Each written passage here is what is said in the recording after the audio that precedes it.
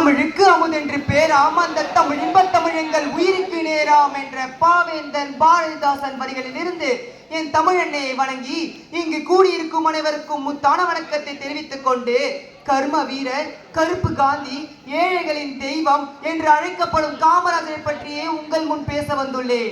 காமராஜர் 1903ஆம் ஆண்டு ஜூலை 15ஆம் நாள் குமாரசாமி நாட்டாருக்கும் சிவகாமி அம்மையாருக்கும் மகனாக பிறந்தார். இவருக்கு முதலில் காமாட்சி என்று பெயர் சூட்டப்பட்டது.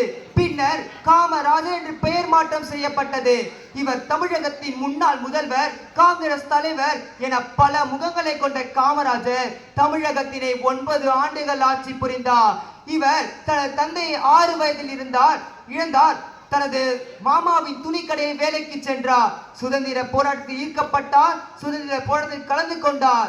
6 முறை சிறை சென்றார். தனது 16 வயதில் காங்கிரஸில் தன்னை இணைத்துக் கொண்டார்.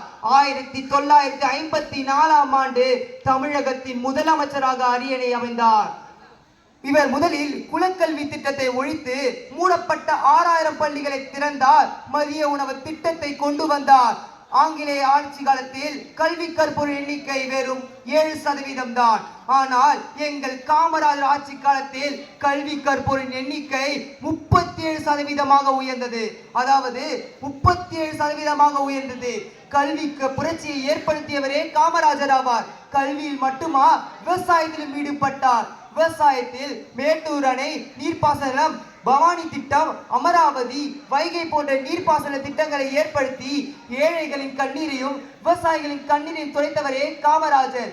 விவசாயத்தில் மட்டுமா, தொழில்துறையிலும் ஈடுபட்டார். தொழில்துறை ஈடுபட்டு நெய்வேலி நீலகிரி திட்டம், பெரம்பலூர் நெய்ப்பட்டி தொழிற்சாலை, கல்பாக்கம் அணுமின் நிலையம் என்ற பல்வேறு நிறுவனங்களை ஏற்படுத்தி பல சாதனைகள் படைத்தவர் காமராஜர். 1964ஆம் ஆண்டு தனது பதவியை